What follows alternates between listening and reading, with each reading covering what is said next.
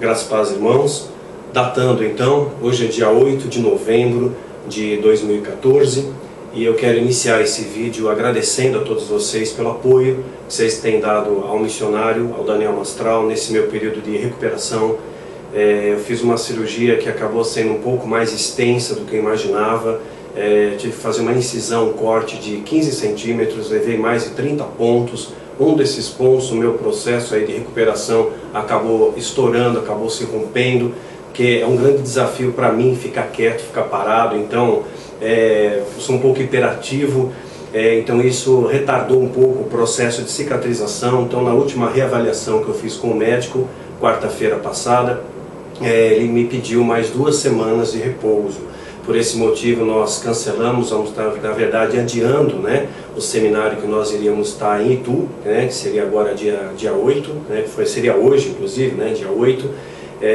Então vou ter mais 2 semanas de repouso. Então eu continuo contando aí com as suas orações, com a sua intercessão, com a sua ajuda, com a sua mão estendida, que hoje a gente vê que muitas pessoas, elas querem ser ajudadas, querem ser acolhidas, querem um conselho, querem, enfim, querem receber algo, mas poucas são as pessoas que estão dispostas a ceder algo, né? Quer seja na oração, quer seja na intercessão, numa palavra de apoio, de incentivo, quer seja ofertando, mas eu louvo a Deus por esses poucos que têm acolhido, que têm atendido esse meu chamado, que têm atendido esse meu pedido que eu faço com muita humildade diante de Deus para cada um de vocês. Não esqueça do missionário, não abandone esse guerreiro na trincheira de batalha. É um momento que a gente vai precisar de uma provisão especial para poder trazer sustento à minha família, à minha casa. Então louvo a Deus por você que foi tocado por Deus para somar conosco, e peço que Deus levante mais, né, mais parceiros de trincheira, mais vozes, né, para clamarem nesse deserto e continuarem enaltecendo o nome de Jesus, tá bom? Então, feito esses agradecimentos, estou com muitas saudades do seminário, saudades de estar indo na base. Enfim, quero alertar também que nos últimos, as datas que nós temos para esse ano já estão findando, né? Já estamos com quase todos os seminários com vagas preenchidas. Então, se você tem interesse em fazer parte de algum seminário nosso nesse ano de 2014, na base, lá em Santana, no Flat, onde nós temos ministrado os cursos e treinamentos, apresse em fazer sua inscrição, manda o seu e-mail, faça a sua reserva. Gente, está vindo gente de caravana, tem caravana de 30 pessoas, caravana de 40 pessoas, isso ocupa quase todo o espaço que a gente tem. Então, apresse nisso, seja prudente, não deixa para a última hora. O brasileiro tem aquela questão de deixar para a última hora, né? Não faça isso não, viu? Então, voltando aqui ao tema de hoje, nós vamos falar sobre o enigma das pedras de Lúcifer, o enigma das pedras de Satanás, um tema que eu tenho absoluta certeza você nunca ouviu falar. Poucas pessoas sabem a respeito desse enigma, e esses que sabem, eu acho pouco provável que eles contariam isso para você, né? E hoje eu aceitei esse desafio. Sabe que há tempo e modo para todas as coisas, né? Então, durante um período da minha vida, Deus, Ele pediu que muitas vezes eu retesse informações. Não me liberou para falar muitas coisas. Agora, Deus tem me liberado. Então, muitas das coisas que eu estou pontuando para vocês através desses vídeos, né? Por exemplo, o vídeo intitulado Ninho da Serpente, onde nós damos a localização de o dormitório de Leviatã no Brasil, né? Não é um local onde ele se alimenta, né? Mas é o seu dormitório, né? Ou seja, não é um local onde ele habita necessariamente, que é toda a extensão do território brasileiro, né? Tá ligado às águas e tudo mais. Então Deus permitiu que a gente falasse mais, né, sobre a numerologia bíblica na busca do peregrino, que nós falássemos um pouco mais sobre outros enigmas da palavra de Deus, dos códigos da Bíblia, retratado no Espírito das Águas, e tantos outros temas que a gente tem elucidado para vocês. E hoje é mais um desses temas. Prestem atenção, vamos falar do enigma das pedras de Satanás, e vamos falar também a respeito das águas amargas, o que vem a ser isso, e como é que nós podemos trazer isso como lição para a nossa vida, como alimento espiritual para a sua vida.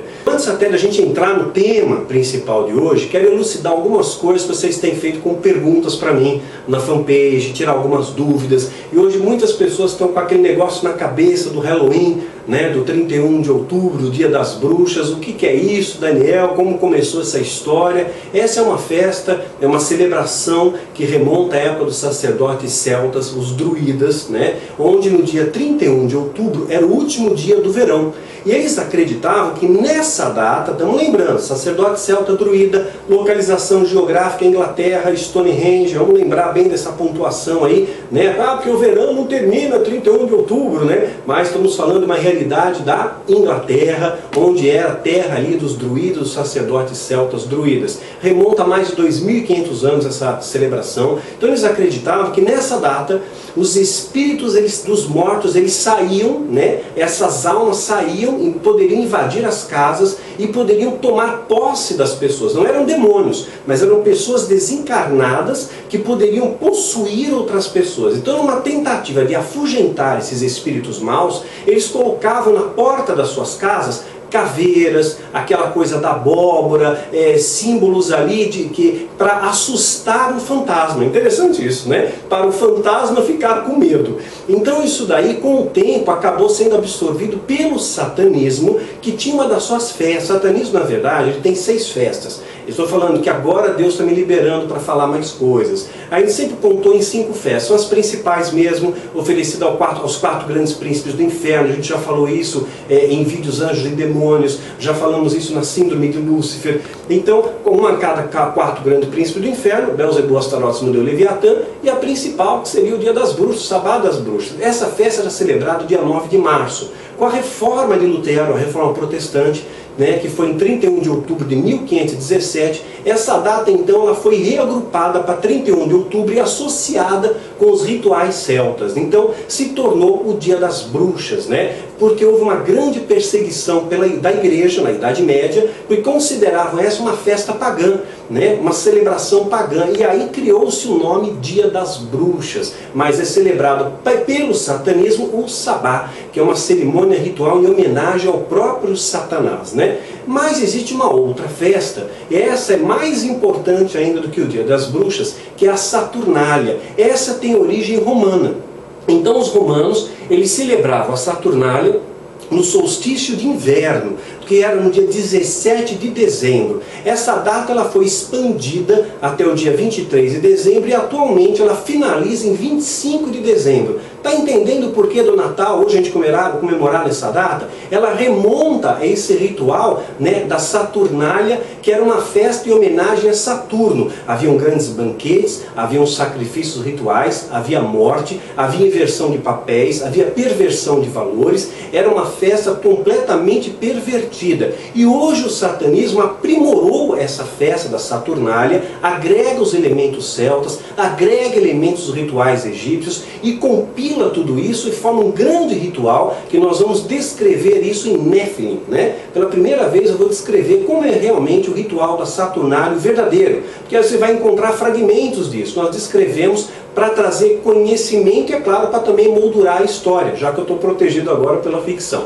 Então, no Nephilim, né, que é continuação do Quilaim, né, nós vamos contar um pouco a respeito da Saturnália, quais são os seus propósitos e como é que é feito esse ritual, né? Na verdade, esses rituais da Saturnália, atualmente, eles são rituais de armazenamento de terror, né? Os demônios não podem causar o medo, né? Eles podem causar desequilíbrios bioquímicos no seu cérebro, desde que você tenha brecha, desde que você tenha legalidades, lembrando que eles são entidades que produzem uma certa energia. Lembra quando Daniel esteve diante de um anjo, ele sentiu aquela presença angelical, foi tão forte que ele se desfalece, ele cai ali por terra, ele perde as suas forças, ele não perdeu a consciência, mas ele perde as suas forças. Então essas entidades, né, esses anjos caídos também emanam uma espécie de energia. Talvez até a palavra não seja mais correta, mas é a que melhor nos traduz essa equação. Então essa energia ela pode causar distúrbios do seu campo bioelétrico do seu cérebro, do seu campo eletromagnético do cérebro, e pode levar a pessoa sim à depressão, à angústia. Mas o medo que eu estou me reportando, isso mediante uma legalidade, tá? Vamos sempre pontuar isso. Mediante uma legalidade, uma brecha que você está dando. Aí sim você perde a sua blindagem. Você está seguro com Deus, que as trevas não sobrepujam as trevas. É a luz que prevalece sobre as trevas. Então você tudo pode nele que te fortalece, né? E nada fica fora desse tudo. Então quando você está desguarnecido de Deus, claro, você pode entrar nessa lacuna aí. Agora o medo que eu estou me reportando é um terror, é o que a Bíblia chama de terror noturno. É um terror, é um pavor indescritível e sem aparente sentido. Eu estou aqui descartando a questão bioquímica, porque existem doenças, como a síndrome do pânico, a pessoa tem um pavor, né, que ela não sabe de onde vem, mas ela toma medicação e aquilo cessa. Né? Aquilo ali é um desbalanço bioquímico. Eu estou me falando aqui de algo espiritual, de um medo, de um terror, mas é algo que aposta da pessoa de tal maneira que ela perde o sono, ela tem pesadelo, ela não consegue mais produzir, ela dorme, não descansa, ela tem um terror o tempo inteiro presente, ela sente uma presença perto dela, ela se sente observada, ela escuta vozes. Eu estou falando de um distúrbio espiritual, não estou falando de distúrbio bioquímico que poderia ser esquizofrenia, onde a pessoa também pode escutar voz. Para saber melhor isso, a gente explica isso melhor no Seminário de Cura e Libertação e no livro Alerta Geral. Aqui eu estou sumariando, porque eu quero deixar um ensinamento para você. Então esses rituais da Saturnália são rituais, dentre outros propósitos, existem N propósitos para o ritual da Saturnália atualmente, que é um dos principais ritos da automagia. Então ele vai tentar agrupar esses ritos de terror. Então os sacrifícios realizados têm que promover na vítima um terror indescritível, um medo, um pavor que palavras humanas não poderiam expressar. Nós não teríamos vocabulário para expressar. Então nós sabemos que a água, já falamos isso no outro vídeo, o Espírito das Águas, ela absorve energia. Né? Então num dia quente, bateu o sol na piscina, a água ficou quente. À noite a água ainda está quente, mesmo na ausência do sol, mesmo na ausência da fonte geradora de energia, porque a matéria retém energia. E a água ela retém essa energia. Então, foi feito o rito, e aquele pavor que aquela pessoa está sentindo emana aquelas ondas de energia que são aprisionadas, digamos assim, em recipientes. Né? Recipientes, tem uma série de desenhos, tem todos os processos rituais que não vem ao caso aqui, né? Mas fica agrupado naquela água ali. É como um gênio da garrafa, sabe? Fica aprisionado ali. É como aquela história da maçã da Cinderela, né? É uma coisa que está rica em água, né? Está envenenado, você não percebe. Então aquela água é uma água, digamos assim, amarga. É uma água de absinto. É uma água que vai causar medo, terror. É o composto da água viva. Satanás, ele quer sempre plagiar a Deus. Né? Deus, ele é água viva, é uma água de abundância. Quem beber dessa água jamais terá sede. E Satanás gosta de plagiar. Então ele estabelece a mesma figura da água para causar o dano. É aquilo que a gente fala. Hoje as pessoas estão bebendo na igreja água salgada, em abundância, que nunca sacia a sede. Hoje eu vejo que tem o funk ostentação, não é isso? Tem o funk ostentação, agora tem o forró ostentação. Gente, está cheio de pastor ostentação. Olha para Jesus, não olha para esses homens. Jesus não ostentava, né? Jesus não tinha nenhum teto para dormir, ele acampava aqui e acolá, ele comia na casa de um, na casa de outro, dependia de ofertas voluntárias de mulheres que ofertavam e semeavam na vida dele. Então esse é o caráter de Cristo, não é ostentação, porque nesse mundo tudo é vão, tudo é passageiro, nossa morada eterna é lá, nossos tesouros estão no céu, não estão aqui na terra, né? Então onde está seu coração, onde está seu tesouro, cuidado aonde você deposita o seu coração e as suas expectativas. Então o que acontece? Aquele recipiente é a água. Satanás, ele plageia isso, ele deforma esses valores, ele inverte esses valores e pega aquela água ali, pode ser uma água, pode ser um vinho, pode ser um suco, eu estou dizendo alguma coisa líquida, tá? E aí aquilo ali tem um terror terrível e entrega para alguém beber. Então se você às vezes, de repente, alguém que você não conhece, te oferecer algo para beber, olha, toma cuidado. A Bíblia diz que se você pode até mesmo tomar coisas mortíferas e não lhe fará mal algum, se você estiver alinhado com Deus. Se você não estiver alinhado, esse encantamento vai funcionar. Então esse encantamento, né, essa poção que às vezes é entregue para você, toma aí, te dei um presente, te dei um vinho, de alguém que você não conhece, tenha cautela, ora por aqui. Senhor, se tem alguma contaminação aqui, quebra esse encantamento, destrói. A tua oração tem poder, a oração do justo não é qualquer oração. Qualquer oração não tem poder. A oração de Moisés tinha poder sobre o povo. Quando Moisés orava, o povo prevalecia nas batalhas. Não era oração de Arão, não era oração de Ur, nós já falamos isso, hein? Era oração de Moisés, que ele era o líder, ele tinha autoridade para orar por aquelas pessoas. Então é a oração de um justo, tem poder para quebrar esses encantamentos, né? E se você é um justo, você tem o Espírito Santo, você é sacerdote real em Cristo, você tem esse poder desde que você viva Cristo. não basta conhecer a Cristo. A gente gosta de falar, vamos afiar a espada, vamos buscar o conhecimento, né? Mas a espada, a lâmina da espada tem que se manter afiada. Você não afia uma vez só, você vai ter que manter aquela lâmina afiada, não é assim? Né? Então você é homem, você faz barba lá, quando o fio da lâmina perde, né? Perde o fio, a lâmina perde o fio, o que você faz? Você joga fora e pega outra. Né? Mas se fosse possível a gente afiar de novo, você manteria aquilo sempre afiado. Né? Então você tem que dar essa manutenção de fé. Essa manutenção de fé é a blindagem que você tem. Então é o antídoto contra esse tipo de feitiço. Você está sentindo esse terror, está sentindo esse medo que veio do nada, puxa na memória, ora para Deus, Senhor, alguém me deu alguma coisa, eu bebi algo em algum lugar, alguém me deu uma água consagrada, que eu ainda comprei aquela água, e de repente aquilo ali me causou mais dano do que vitória, me causou mais medo do que paz, me causou mais desgraça do que graça. Né? Para pensar, seja cauteloso, porque isso te faz preso a um sistema de cárcere que nós já falamos no vídeo anterior. Né, a vida anterior a isso nós já falamos, a lama do fundo do poço, esse sistema de cárcere. Então, esclarecendo essa questão do Halloween, né, e é claro que a igreja depois cristianizou a questão do Halloween, né, do Dia das Bruxas, estabeleceu então o Dia de Finados, o Dia dos Mortos, celebrado dia 2 de novembro. Apenas uma curiosidade, o Brasil tentou resgatar essa coisa. Não, nós também temos o nosso folclore, porque nós acabamos importando essa história do Halloween para o Brasil, que é algo de tradição mais americana, mais nos Estados Unidos que tem isso, né? Você sabia que em 2005 o governo brasileiro estabeleceu o dia do Saci? Tem o dia do Saci. E o dia do Saci é 31 de outubro, né? Então tem também essa, o dia do Saci.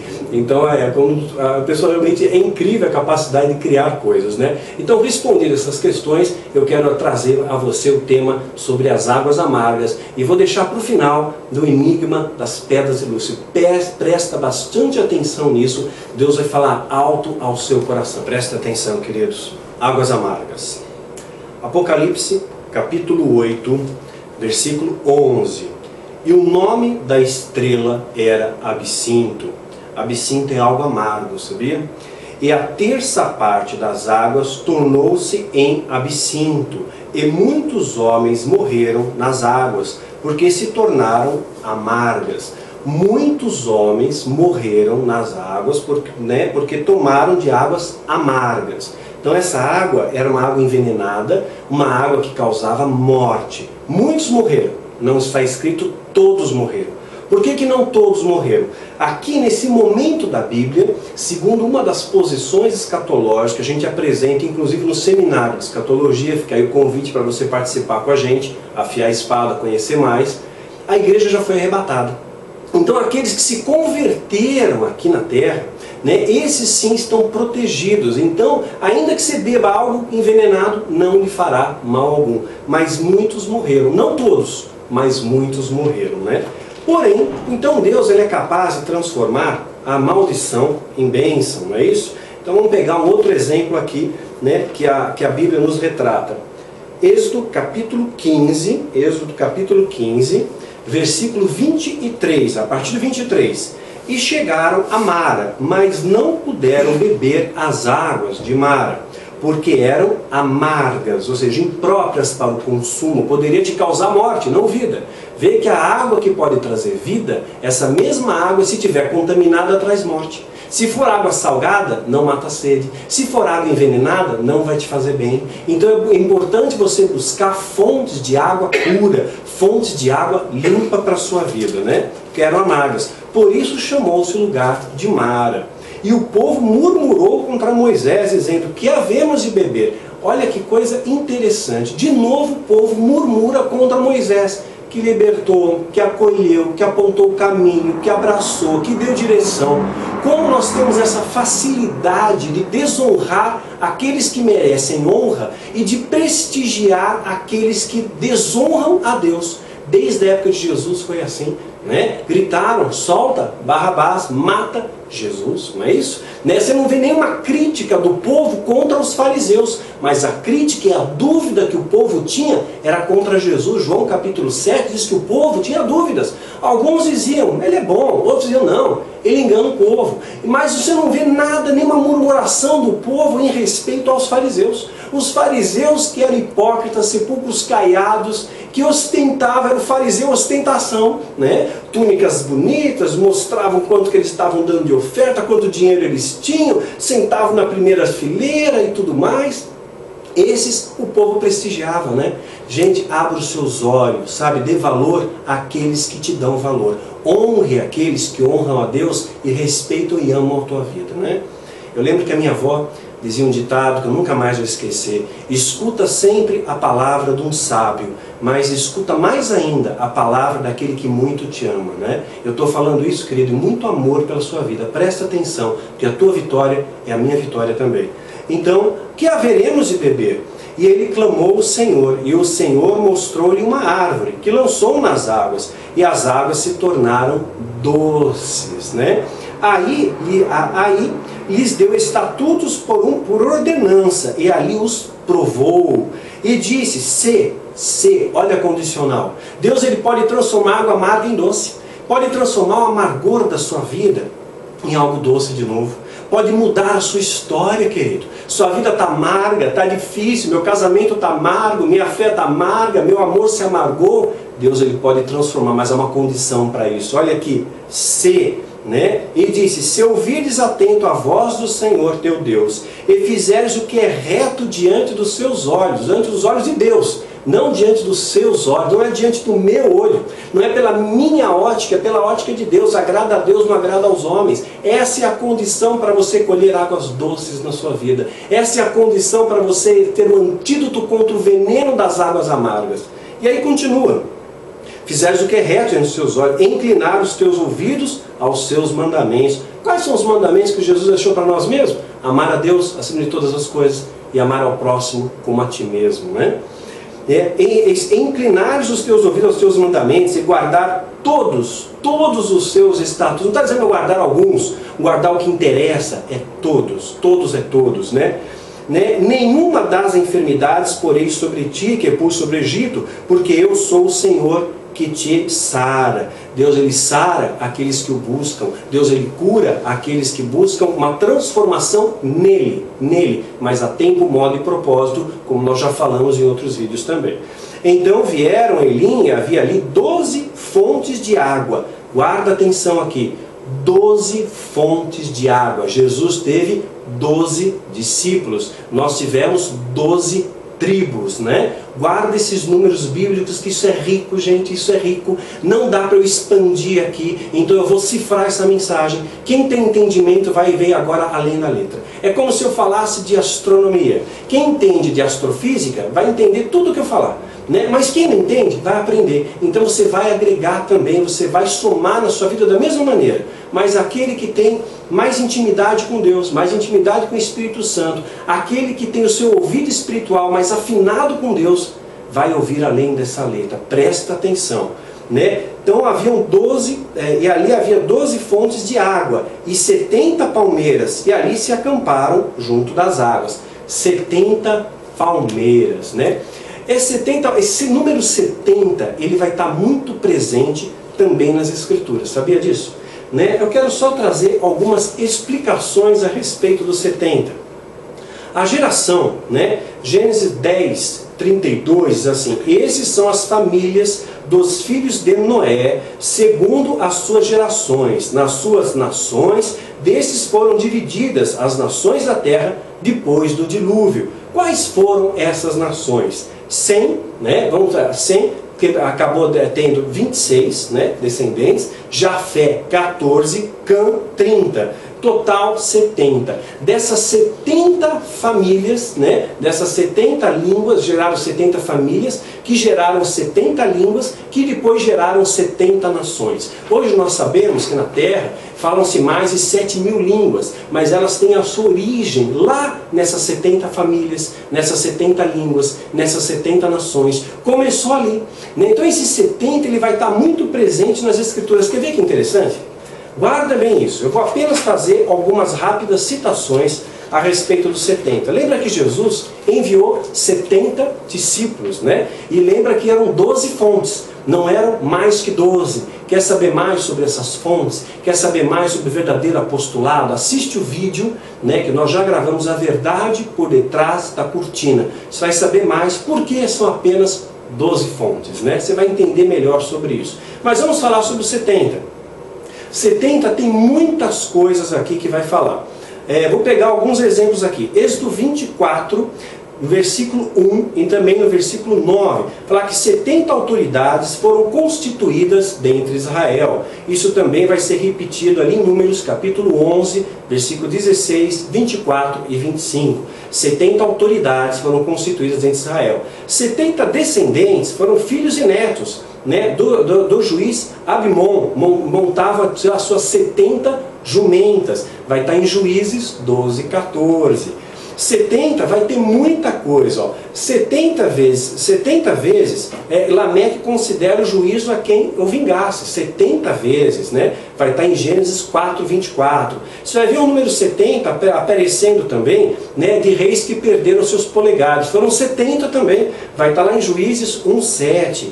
1 Samuel 6, 19. De novo, você vai ter ali 70 homens que são feridos por olharem dentro da arca. 1 Samuel 6,19. 70 quilos de prata vai ser citado em 2 Reis 5,23. 70 descendentes do rei Acabe foram mortos para cumprir o juízo de Deus. 2 Reis capítulo 10, versículo 1, 6 e 7. 70 anos era o tempo de vida de um rei, né? Está citado em Isaías 23, 15, versículo 15 e no versículo 17. 70 autoridades idólatras são contempladas pelo profeta e trazem juízo divino, descrito em Ezequiel 8:11. 70 anos Judá ficou cativo da Babilônia, segundo a Crônicas 36, 21, citado também em Jeremias 25, 11 e 12. 70 dias os egípcios choraram a morte de Jacó, pai do povo de Israel, citado em Gênesis 53. Olha quanta coisa. 70 filhos de Gideão morreram a mando de Abimeleque, Juízes 8:30. 70 peças de prata foi o preço pago de Abimeleque para que matasse os seus irmãos. Juízes 9:4. 70 anos o homem possui vigor de vida. Salmo 90:10. Quer ver mais coisa dos 70? Êxodo 25:10. 70 centímetros de largura e a altura que tinha a Arca da Aliança, também citado em 37:1, Êxodo 37:1. 70 centímetros de largura tinha o propiciário da Arca, Êxodo 25:17. 70 centímetros de altura tinha também ali a mesa dos pães da proposição, Êxodo 25, 23 e 37:10. 70 centímetros de altura, as tábuas do tabernáculo, Êxodo 26, 16, e também Êxodo 36, 21. 70 centímetros era a medida das bases do tanque de bronze do templo, vai estar em 1 Reis 7, 31. 70 centímetros era a altura das rodas da base do tanque de bronze do templo, 1 Reis 7, 32. Então tantas, vai ver, o número 70 vai aparecer também em 2 Crônicas 29, 32 e tem tantas outras coisas, Durante a festa dos tabernáculos, na primeira semana da festa dos tabernáculos, são sacrificados 70 bezerros. E esse número 70 vai aparecer muitas vezes, 70 dos quilos de prata, como nós já falamos, vai aparecer. Então, existe aqui um enigma, através desse número 70. Jesus envia os 70. Diz que uma geração leva 70. Tem algo a ver com esses 70. Israel torna-se nação em 1948. E Jesus diz que não passará essa geração sem que essas coisas aconteçam. Quer saber mais? Seminário de Escatologia, nós vamos expandir esse tema dos 70, mas é um código que a Bíblia nos deixou, é um registro que a Bíblia nos deixou para dar norte para a sua vida, para validar o poder de Deus. Deus tem os seus números e tem esses números com propósitos, há propósito nesses números de Deus. Uma outra coisa interessante, olha só como Deus pode transformar as coisas amargas em coisas doces. Jacó teve 10 filhos. E José, vocês sabem da história, José acabou sendo traído pelos seus irmãos, né? Os seus algozes não foram satanistas, não foram os adoradores de Baal, foram os seus próprios irmãos, os seus algozes, né? E por alguma razão, que nós já falamos em outros vídeos, Deus não revelou a José que seriam eles, os seus próprios irmãos, aqueles que lhe fariam mal. Deus dava revelações para José através do sonho, mas não deu, porque tem certas coisas que você tem que passar. Você precisa experimentar. São vales que você tem que atravessar, mas ainda que você atravesse esses vales, o Senhor é contigo por onde quer que você ande.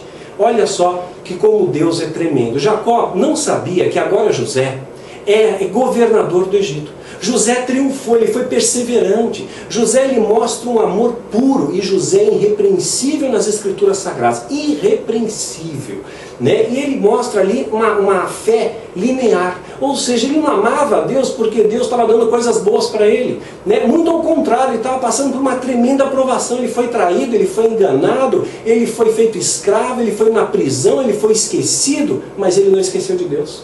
Essa é a diferença. Essa é a diferença da vitória e da derrota, da vida e da morte, da bênção e da maldição. É o amor que você nutre por Deus. Porque se tudo que você quer de Deus é receber, e eu vejo isso. Quantas pessoas, Daniel, eu quero, eu preciso, eu necessito, mas quantas pessoas estão dispostas a se doar? Eu quero ajudar, eu quero somar, eu quero fazer parte, né, desse exército de Deus. Gente, nós fazemos parte de uma família maravilhosa, que é a família de Jesus. Que oportunidade que Deus está te dando para você fazer diferença aqui nessa terra. Não perca essa oportunidade, que Jesus está voltando.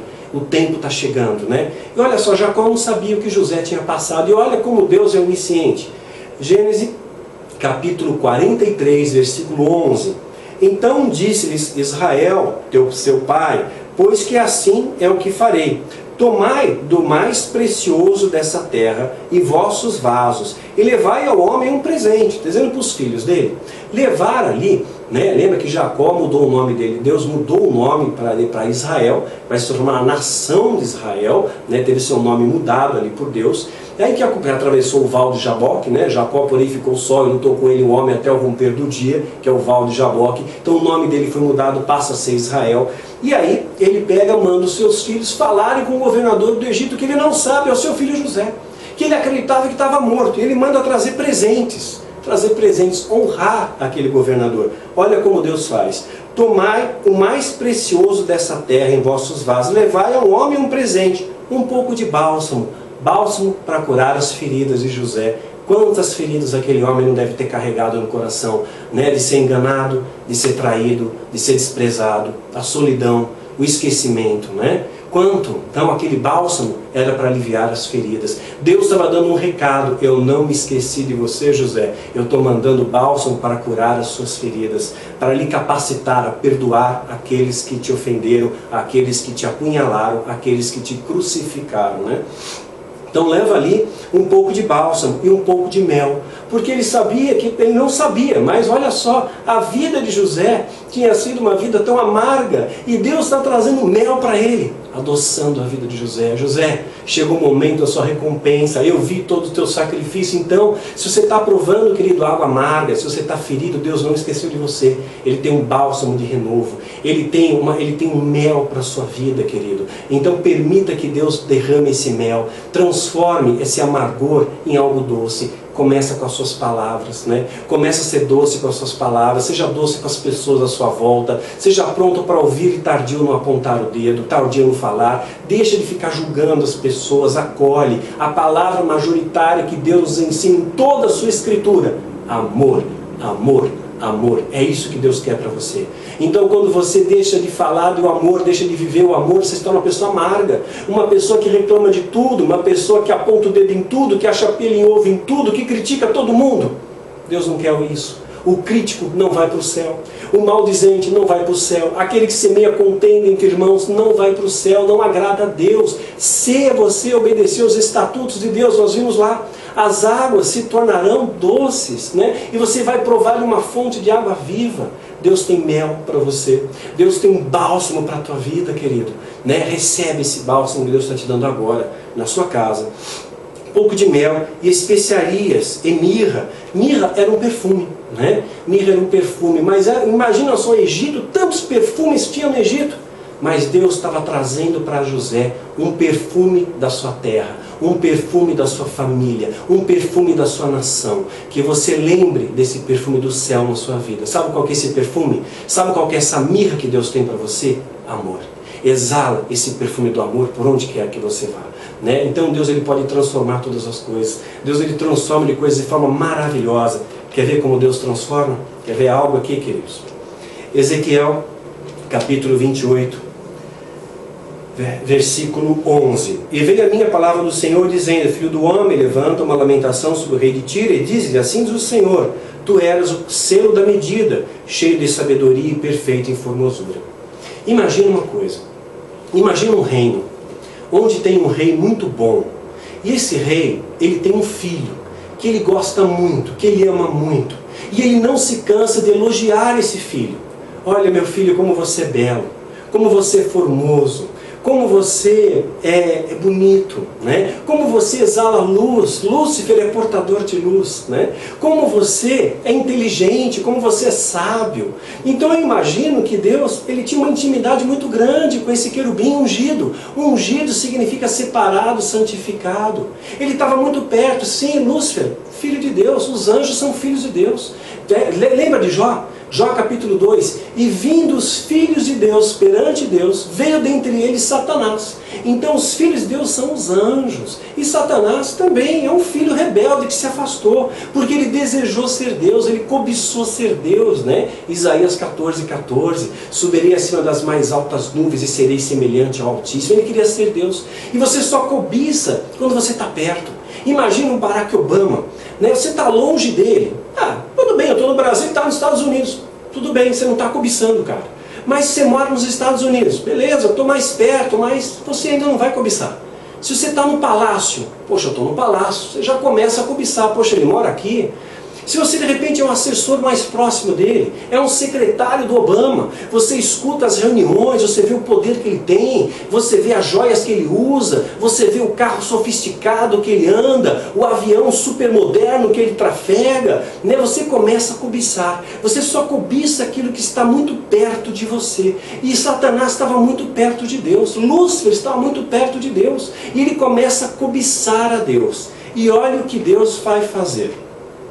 Estivesse no Éden, jardim de Deus, e toda pedra preciosa era a tua cobertura. Né? Quais eram as pedras? Deus deu para Satanás 9 pedras. Deus deu. Então 9 é o número de Deus. Satanás perverteu. Eu explico isso na busca do peregrino. Né? A gente emoldura, né? Inicia o vídeo explicando essa numerologia. É o número de gestação. A mulher leva 9 meses para gerar um filho. É um número divino 9. Não é do diabo. O diabo perverteu isso. E Deus vai dar para Satanás 9 pedras. Alguns textos, algumas traduções, vai estar escrito que Satanás era o querubim da guarda. E aqui eu quero deixar algo para você refletir. Eu não vou dar resposta. A resposta para isso vai estar somente no livro Icarim. No livro Icarim, que é a continuação do Nefilim, aí sim eu vou trazer a resposta para isso. Né? Vou trazer a resposta porque eu quero que você saiba disso. Satanás era chamado também de querubim da guarda. E nós sabemos que os querubins são guerreiros. Quer ver? Gênesis capítulo 3. Aqui, Gênesis capítulo 3. Isso é isso mesmo. Isso aí.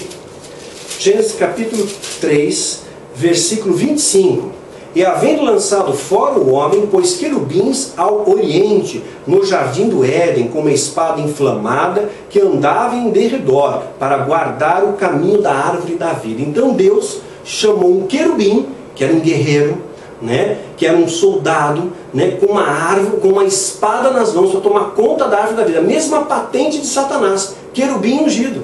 Então Satanás, ele era um guerreiro também. Era um querubim, né? Era um guerreiro, ele fazia parte de um guerreiro, e era chamado querubim da guarda. Em algumas traduções, Satanás aqui é reportado no texto de Ezequiel como querubim da guarda. Agora, uma reflexão. Por que que precisa de guarda? Por que que precisa de proteção? Se há paz. Se não há guerra. Se havia paz no reino celestial, se Deus é um Deus de amor, um Deus de paz, não havia rebelião, foi anterior à rebelião, foi anterior à queda, por que que precisa de guarda? Por que que precisa de proteção se não havia guerra, se não havia ameaça? Pensa a respeito disso. Eu quero que você reflita. Eu não vou dar coisa mastigada não.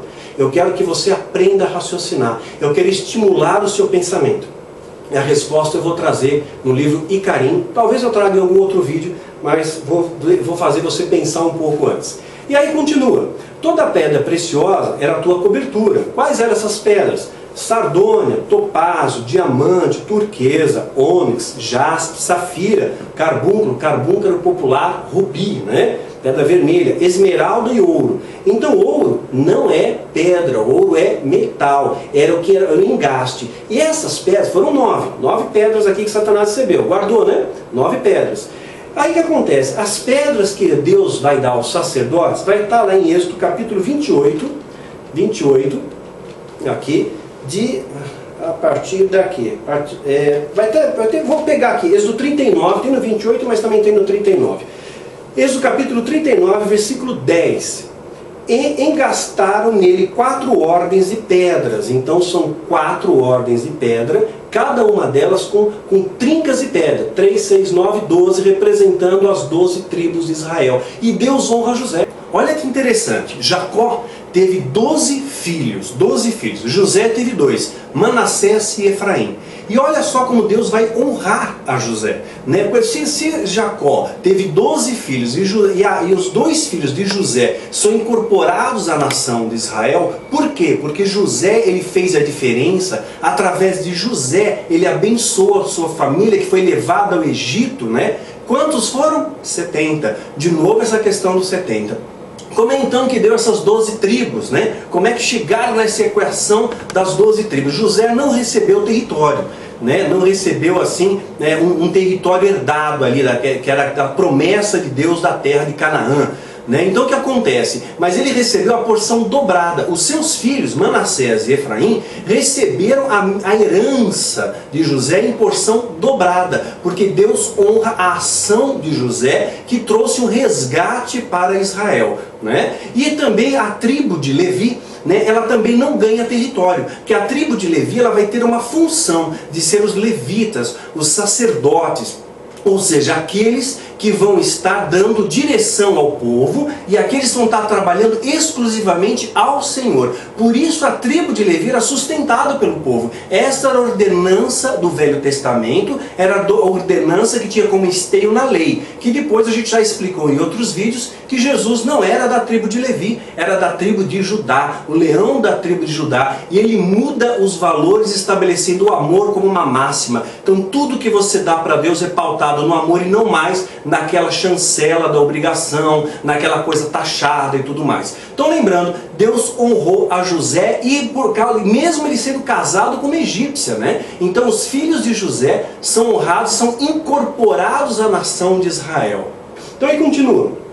Engastaram nele 4 ordens de pedra e uma ordem de sárdio, topázio e carbúnculo, carbúnculo popular rubi. Essa primeira ordem vai ser dada à primeira tribo, né? Vai ser dada para Ruben, né? Que é o primeiro filho de Jacó. Então, prevalecendo ali a sua primogenitura, né? O rubi vermelho, fazendo uma alusão também ao sangue de Cristo. Tem uma série de simbolismos aqui, e isso é riquíssimo em informação, mas eu vou me ater apenas a um fato, né? Aí continua.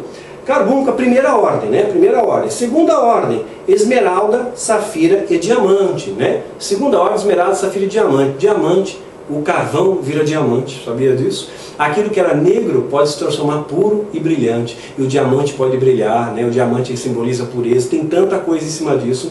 A terceira ordem, de jacinto, e uma ágata e uma de ametista. Essa ordem Satanás não recebeu. Embora ele fosse um guerreiro, essa ordem foi dada a uma tribo de guerreiros, uma tribo responsável por grandes conquistas militares dentro da história de Israel. Não é assunto principal para esse vídeo, mas fica aí só como complemento. Essa ordem Satanás não recebeu. E a quarta ordem, berílio, um de ônix e um de jaspe, engastadas em engastes de ouro. E essas pedras, pois, eram segundo os nomes dos filhos de Israel. 12, segundo os seus nomes, como gravuras de selo, como sinete, como chancela, né? Cada um com o seu nome, segundo as 12 tribos. Então, entendeu? Representação aqui. Agora, Satanás, ele vai receber uma pedra que nenhum dos sacerdotes recebeu. Você observou aqui uma questão? E não são todas as Bíblias que têm essa tradução. Às vezes vocês me perguntam, qual Bíblia que é legal, Daniel? Olha, eu sempre gostei muito da Thompson, é uma Bíblia que me ensinou muitas coisas, mas a Bíblia que eu uso hoje é a Bíblia apologética, e ela é mais fiel aos textos originais, né? Eu tenho a Bíblia em hebraico, eu tenho a Bíblia em aramaico, em grego, né? Tenho a Septuaginta, e eu observo que essa apologética, né? Ela se aproxima bastante aos textos originais. E nessa Bíblia que eu estou utilizando, a apologética, essa daqui vai falar que Satanás recebeu dentre as suas pedras uma pedra aqui que nenhum sacerdote recebeu. Olha qual é ela, né? Que lembra, ele não recebeu uma trinca, mas ele tem uma pedra em especial que Deus deu para Satanás, entregou na mão dele ali, né? Olha lá, toda pedra preciosa era sua cobertura. Sardônia, os sacerdotes receberam. Topázio, diamante, né? Turquesa, essa é a pedra, turquesa.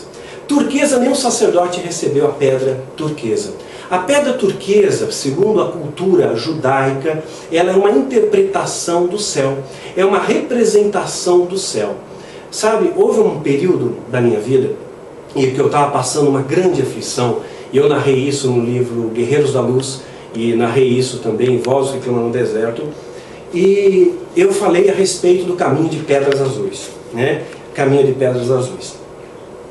Deus me mostrou, através de um sonho interessante, que esse sonho minha esposa também teve, mostrou uma rua pavimentada de pedras azuis e ladeada por uma grande esteira de flores, e eu achei aquelas flores muito belas, algumas pareciam lírios. Sabe que Jesus é o lírio dos vales, né? Que o lírio ele cresce entre as rochas, o lírio ele sobrevive às temperaturas elevadas, ao frio intenso, é uma planta resistente, é uma flor resistente, tem um perfume fantástico, então por isso que Jesus é associado ao lírio. E eu vi algo semelhante a esses lírios, e somente agora Deus está permitindo eu liberar algumas coisas nesse sentido. E eu vi aquela rua pavimentada com essas pedras azuis, uma visão que Deus me deu. E ali, a larga avenida pavimentada com essas pedras azuis, que era o caminho de pedras azuis, nos levava a um local muito belo, que era a sala do trono. E uma voz dizia para mim, Daniel, não importa os caminhos que você vai percorrer pela terra, pelos vales de sofrimento, de dor, que um dia você vai andar por esse caminho. Um dia você vai trilhar essas pedras azuis. E você vai poder olhar para trás e ver quantas vezes eu te livrei, quantas vezes eu mudei a sua história, quantas vezes eu corrigi os seus passos, quantas vezes eu transformei e te protegi.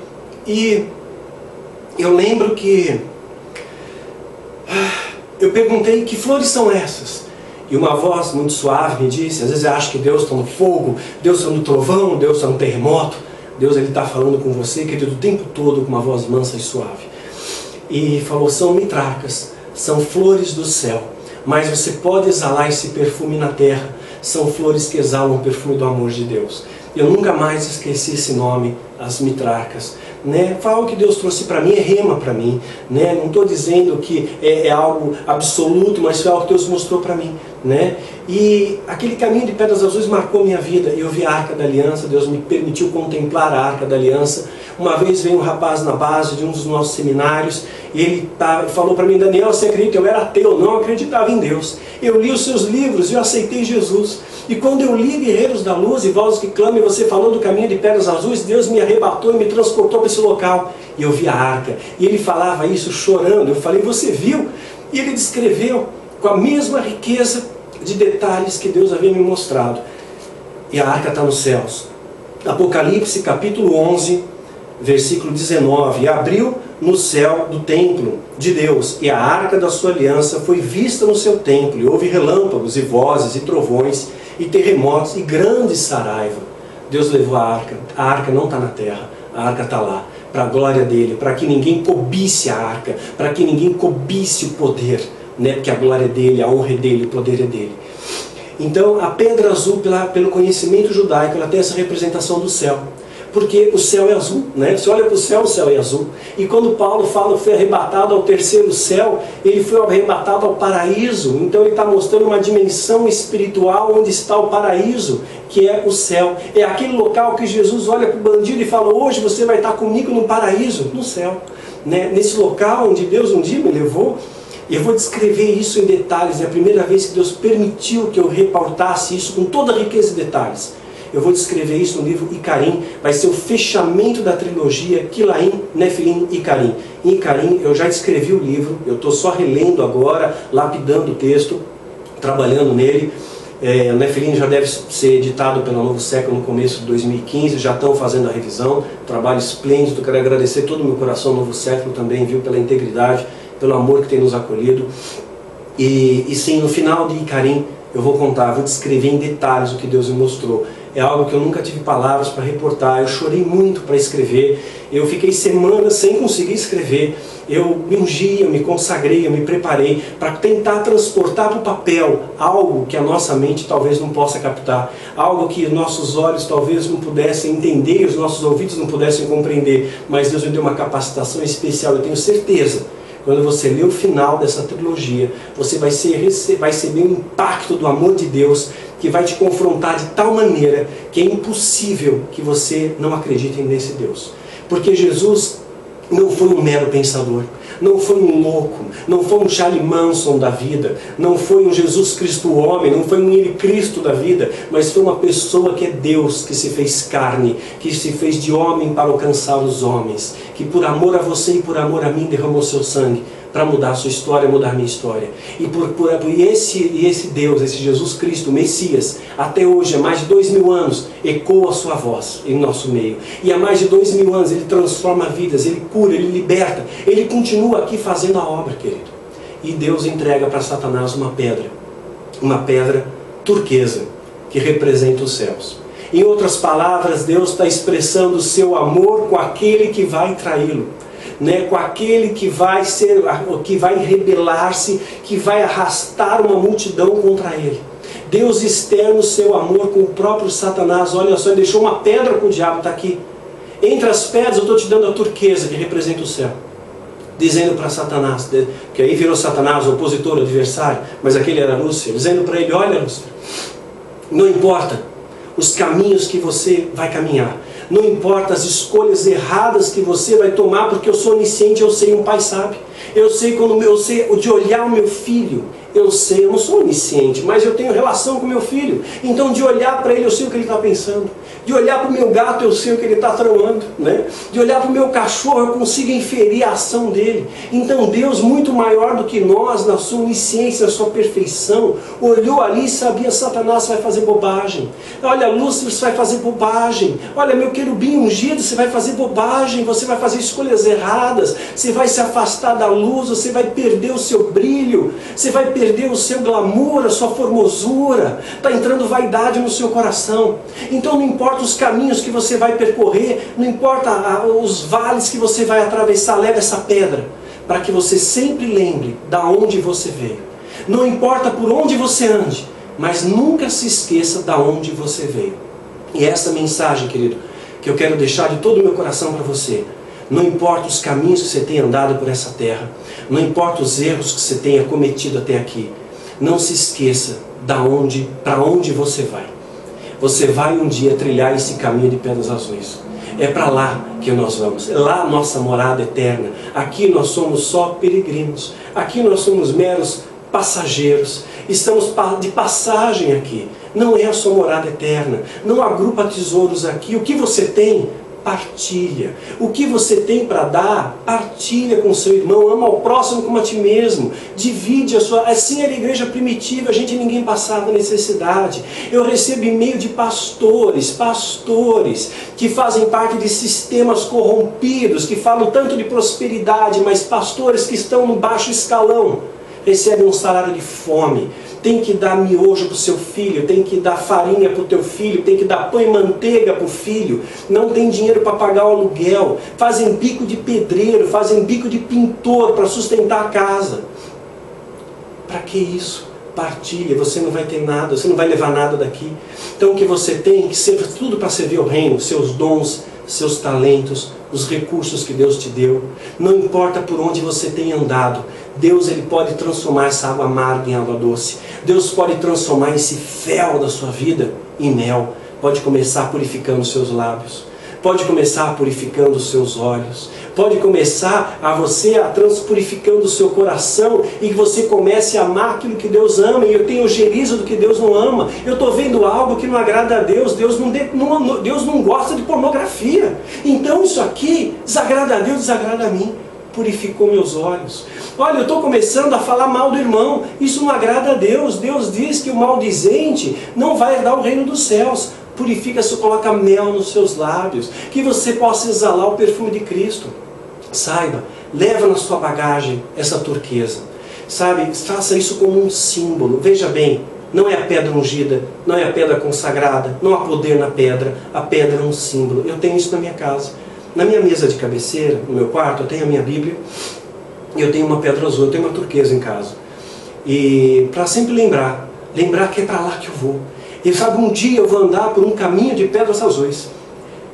Esse é o nosso destino. É para lá que você está indo. Olha para o alvo, querido. Não se dispersa com as coisas à sua volta. Não olha para o mundo, não olha para o ter. Olha para o ser. Você faz parte da família de Deus. É isso que eu desejo para você. Poxa, gente, em todo o meu coração, eu estou falando isso para vocês com muita dificuldade. Com uma carga de amor que eu recebo de Deus. E que haja na sua vida mel, que haja na sua vida água doce, que haja na sua vida vitória. Caminha na terra como um cidadão dos céus. Leva essa turquesa na sua vida. Leva esse símbolo dos céus, que é lá a sua morada, não é aqui. Então o que você tem, partilha. O que você tem, doa. Divida com o seu irmão. Ame ao próximo como a ti mesmo e ame a Deus acima de todas as coisas. Não perca essa referência da sua vida, querido. Não perca essa referência, que o dia que você perder essa referência, você vai colher águas amargas, você vai colher terror, você vai colher desgraça e vai sair da graça de Deus. E o que eu desejo para você é uma vida plena, é uma vida em abundância, de todo o meu coração, para a honra do Cordeiro e para a vergonha do inferno. Que Deus te abençoe e te guarde.